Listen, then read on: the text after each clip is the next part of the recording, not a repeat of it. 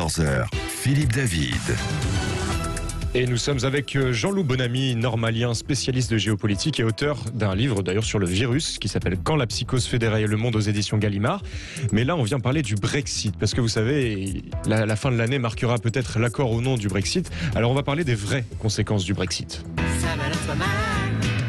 Berkoff dans tous ses états, ça balance pas mal sur Sud Radio.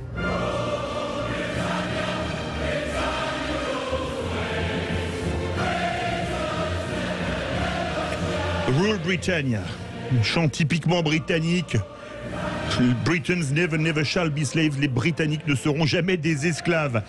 Je vais le dire avec mon cœur, c'est une tragédie ce qui se passe en Grande-Bretagne et ce Brexit est une tragédie. On le voit tous les jours davantage, on regrette profondément cette décision, même si on la respecte car le peuple britannique est souverain, bien entendu, a déclaré Thierry Breton, le commissaire européen, avant d'ajouter « Et il y a ce Brexit qui n'en finit pas ». Quoi qu'il en sorte, la Grande-Bretagne sera perdante. Bien sûr, je souhaite qu'on aboutisse à un accord. Et je pense qu'à la fin, on aura un accord, mais que de temps perdu, que de tergiversations. Et tout ça pourquoi? Jean-Loup Bonamy, bonjour.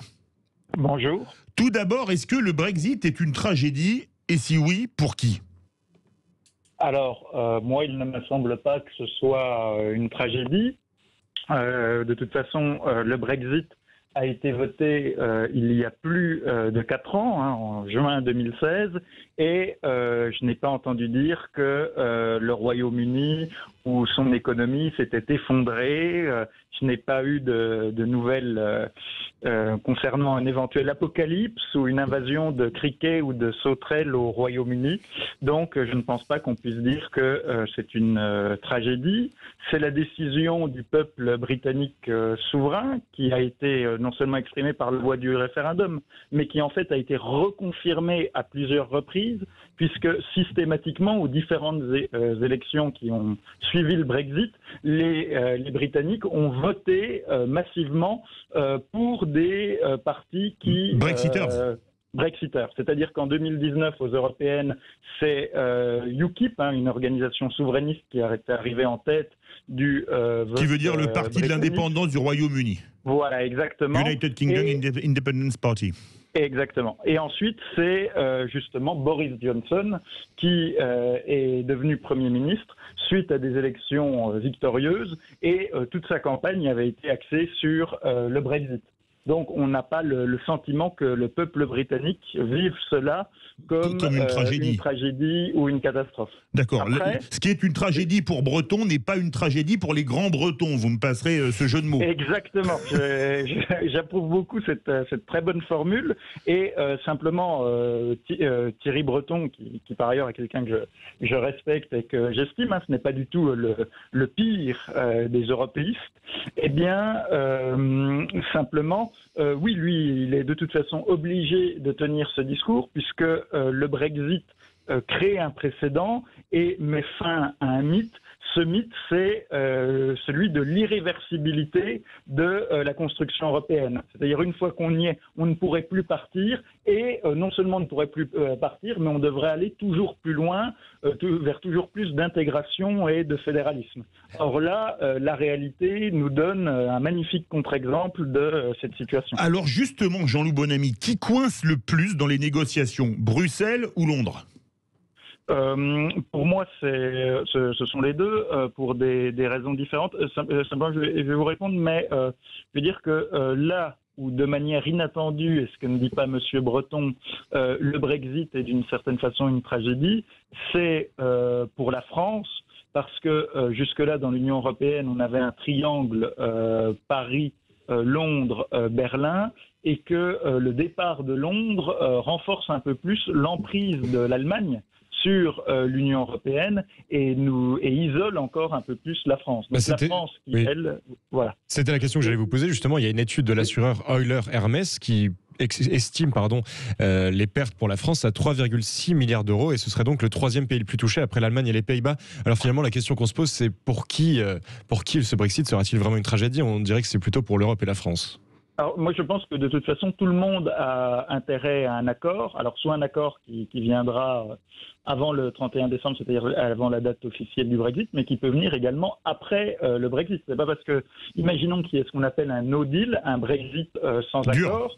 dur. Voilà, rien n'empêche après l'Union européenne et un État extérieur à cette union de conclure des accords. Vous savez que l'Union européenne veut nous imposer toutes sortes d'accords avec le Mercosur sud-américain, avec le Canada, le Vietnam. Le Vietnam, exactement. Donc ça prouve bien que en fait un éventuel Brexit dur n'aurait rien de définitif et que des accords éventuellement favorables au Royaume-Uni pourraient tout à fait être conclus après le 31 décembre, dans les mois ou dans les années à venir. Alors il y a 3 points d'achoppement, hein. Il y a le contrôle des zones poissonneuses, la concurrence déloyale et puis le troisième, le mécanisme d'arbitrage. Quelle instance arbitrerait les juridictions dans le cadre de la violation d'un accord ?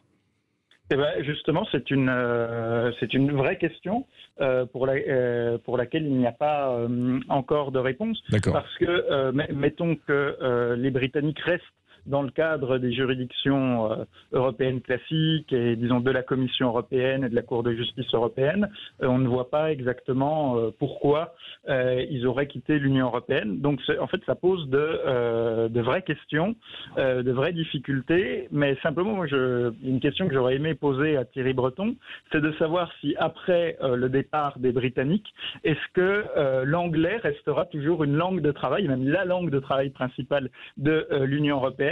Je pense que oui.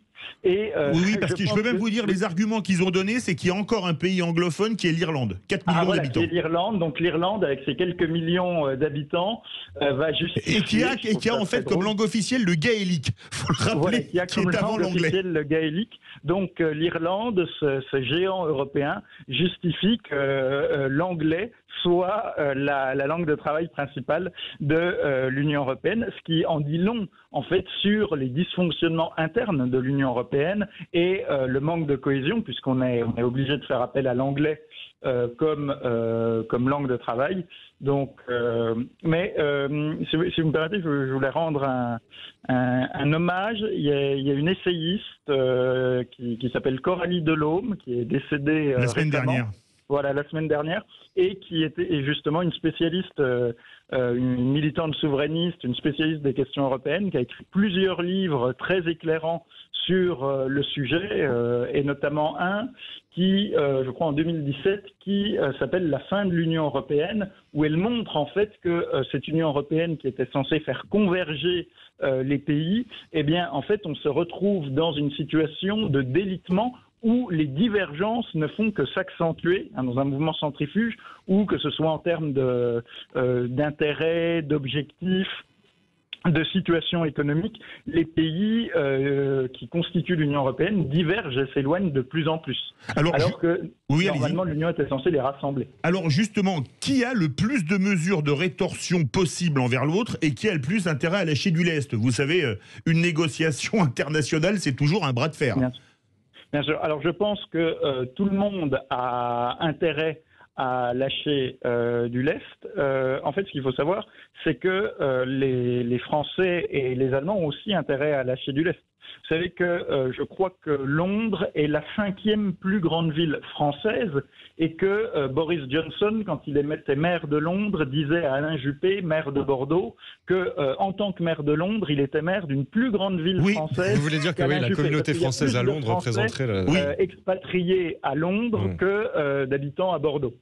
Donc, par ailleurs, pour l'Allemagne et aussi un peu pour la France, le Royaume-Uni achète beaucoup de produits que l'Allemagne et la France leur exportent. Alors pour l'Allemagne, vous savez que l'Allemagne est un géant industriel et commercial et qui tient énormément à conserver ses marchés, c'est-à-dire il y a une vraie pression du patronat allemand. C'est pour ça d'ailleurs que l'Allemagne fait la pression pour avoir des accords de libre-échange avec la planète entière. Exactement. Et même la France, qui est un pays qui, au contraire de l'Allemagne, est très désindustrialisé et en déficit commercial, eh bien l'un des rares pays au monde avec lequel nous sommes en excédent commercial, vers lequel nous exportons, nous vendons plus que nous importons, c'est le Royaume-Uni. Donc même nous, puisque l'un des derniers marchés où on a un solde positif, c'est le marché britannique, voilà, c'est le Royaume-Uni, on n'a aucun intérêt. Donc Et est-ce que quelque part, ce qui pourrait faire l'avantage, donner un avantage, clé, c'est la dernière question, au Royaume-Uni, c'est qu'il va pouvoir jouer sur sa monnaie, la livre sterling, qu'ils ne vont pas s'en gêner, et qu'en dévaluant massivement, eh ben, ils peuvent nous faire très mal. Oui, bien sûr. On voit là l'avantage d'une souveraineté monétaire et de la possibilité de jouer sur le change et de d'évaluer.